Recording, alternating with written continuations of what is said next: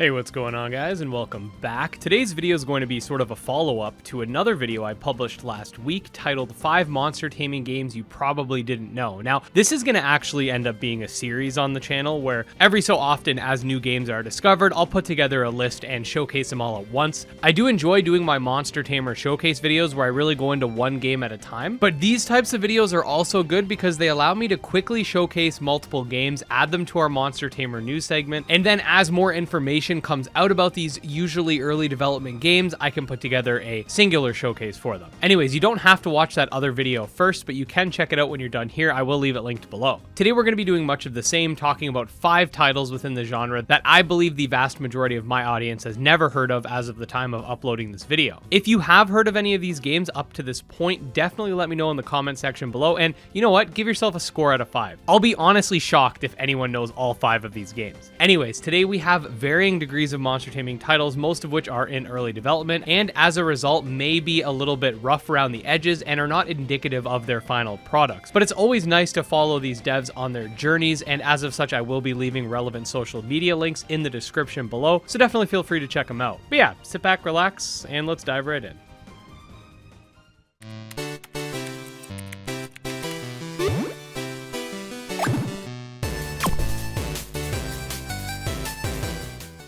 Alright, so first up on this list we have Pry Into The Void, a self-proclaimed bleak monster taming RPG where you pry into the hearts of people and monsters. This title, if you couldn't tell, utilizes a combat system reminiscent and inspired by the Shin Megami Tensei series, where the capture mechanic works by conversing with the very souls of the monsters in question and can subsequently lead into branching moral decisions in a visual novel-like style. The story describes itself as being bleak and depraved and will continually challenge your very perspective on how you view the game's characters and whether or not good and evil is a strict binary or more of a grayscale. This title features horror elements and creepy imagery, but no jump scares for those a little more skittish, and does have a Kickstarter planned for February 8th of this year. It also has a demo on itch, and like I said before, links will be in the description. Having a darker title in the genre is definitely something I can get behind, so I'm pretty excited for this one.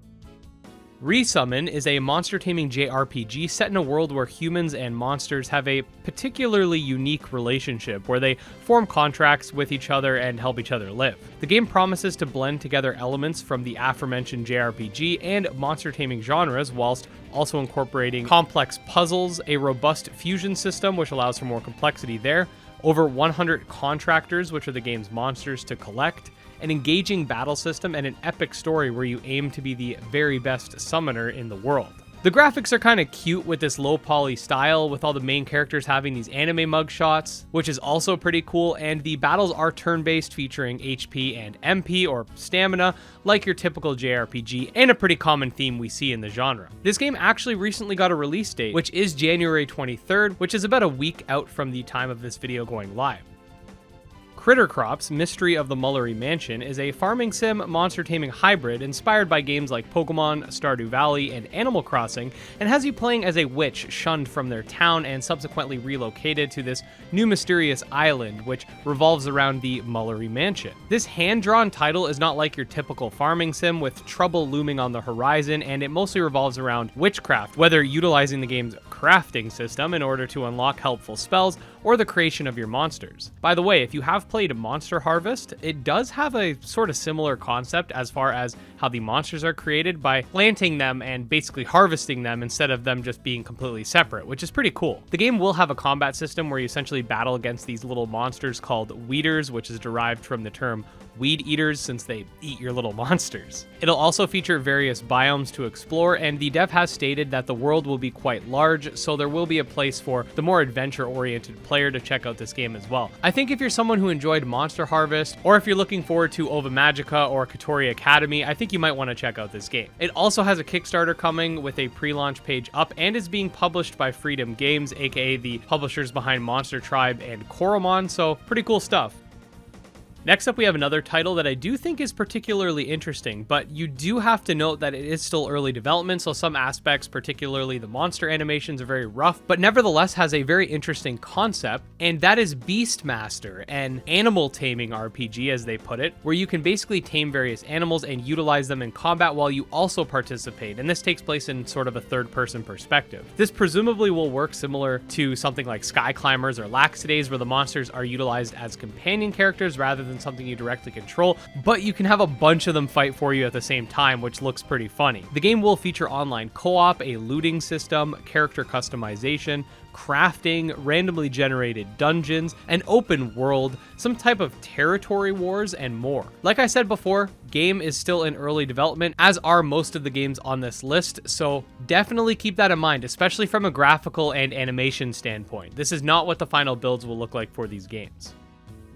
Last but not least is a title that I've had some trouble finding a set list of features for, but instead I've had to sort of sift through some Reddit and Twitter posts to sort of piece together what exactly the game will entail, but nevertheless it looks pretty cool, so I wanted to include it here. This is Fogworld, a dark fantasy monster taming RPG that features 5-on-5 strategic turn-based battles, which sort of remind me of the Cerealum games. The game, as noted by the dev, is still very much in early development and a work in progress, but one thing I really like about the battles is that they managed to circumvent one of my biggest pet peeves when it comes to certain monster taming games, and it's super petty, but I don't like when I can't see my monsters or they're only represented by little cards. I know some of these games have way too many monsters on screen to show everything, and that's how they sort of did it with the old Megami Tensei games, but this game does something really cool where your monster actually pops out when it's being used, and I think that's a pretty good fix for the issue. I mean, if you're petty like me anyway. The game also features an overworld that is sort of reminiscent of a board game that the player has to build, and the tiles that you spawn will react in several different ways based on said tiles. This includes whether certain monsters will appear, whether or not you'll get a heal, etc. Definitely a pretty unique title on this list, especially with that overworld aspect. And there you have it, guys. Those were 5 monster taming games that I'm pretty sure most of you have never heard of. With most of them being pretty early development, this is understandable. I mean, I didn't find out about them until recently, so hey, more monster taming games to add to our Monster Tamer news. And just want to say thank you so much to those that shared some of these games with me and those that continue to do so in the Discord. If you do enjoy this type of content, definitely subscribe to the channel as I upload monster taming videos every single day. You could also check out my Twitter, my Discord, and my Patreon. All links will be in the description. Speaking of which, special thanks to my patrons, especially Jim Hamilton and StealCase. We'll see you guys next time. Peace.